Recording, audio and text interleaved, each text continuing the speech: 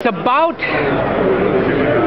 about 50 minutes before the start of the show. All of the technical problems that were causing me to lose what little hair I had have been resolved. I've been brought beef jerky and Mountain Dew, so I'm sitting pretty. And coming by are some of the Rand Paul supporters. You'll remember yesterday, recorded Rand Paul's speech, saw the crowd. This morning on Conservatively Speaking, I was talking about that any Republican candidate, whether it's Rand Paul or not, has to acknowledge the Paul people. And these two young ladies are Rand Paul supporters. And what's your first name? My first name is Madeline. Madeline, and your name? Nikki. And where are you from? I'm from Tacoma, Washington. Tacoma, Washington. I spent my honeymoon in Washington. It'll be 26 years ago in April. And where are you from? Originally California. Moved here to Virginia about 2 years ago. So opposite ends of the country, but both here supporting Rand Paul. First of all, why Rand Paul for you? Rand Paul is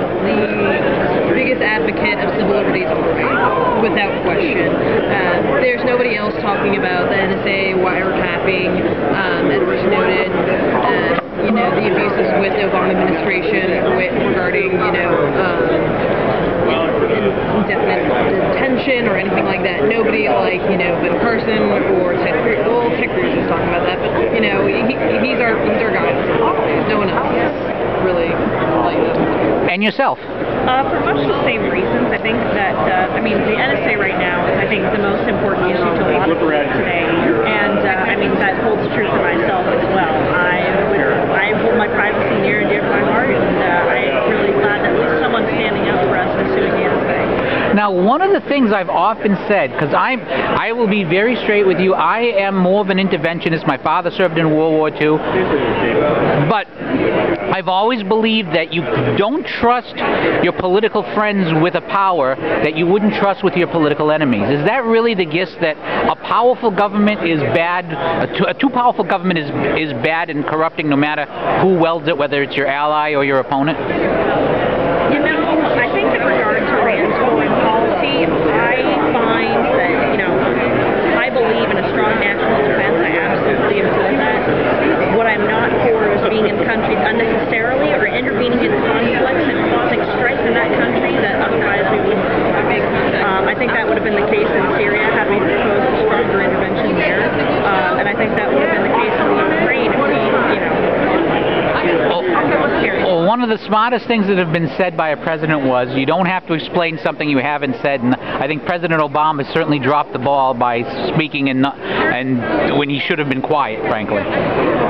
Rand's speech yesterday, he went back to William Lloyd Garrison, and I was struck by that because it reminded me of the Ron Paul movement, because Ron Paul has been building up a movement that's now in its second generation.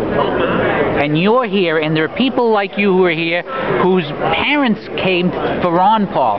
Do you see that connection? Do you see, like, there's two generations of Paul supporters here now at CPAC? Is that something that you perceive? I wouldn't say it's a lot of the same people who are coming out for Ron Paul. I personally came out for Ron Paul back in 2010, and I'm, here now in 2014, still going strong for Rand Paul and Ron Paul, exactly what they stood for, which was a very, complex set of, philosophy or set of issues, all guided by the same philosophy, which is that the government generally is the worst answer for most problems. And what did you think of the speech itself? I thought it was I love the historical allusions. I thought he made the points. I'm asking you that question, but I find myself talking about the speech.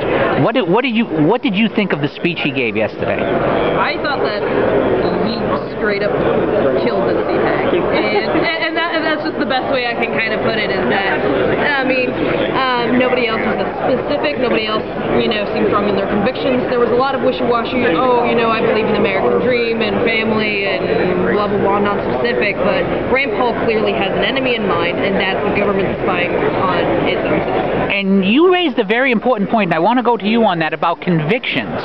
Now, I'm probably about 60-70% with Rand Paul on issues, but he argues his convictions convictions and makes his point and is unafraid to make his case. How important is it to make the case instead of running away from the case as so often happens with conservatism, or just ducking the case? Is that the thing that attracts people to Rand Paul, that he makes the case for what he believes in? I think that absolutely is a big draw for him. I mean, look at the way that he's reached out to minorities.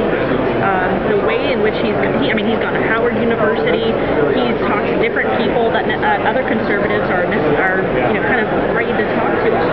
And I think in terms of if you're looking at the broad spectrum of conservatism, all the candidates, all the people that we have out there, I think Rand is primarily the front runner for doing the outreach to those groups. Well, if you get a chance, go to the, it'll be up next week. There's a radio show called Conservatively Speaking out of Massachusetts.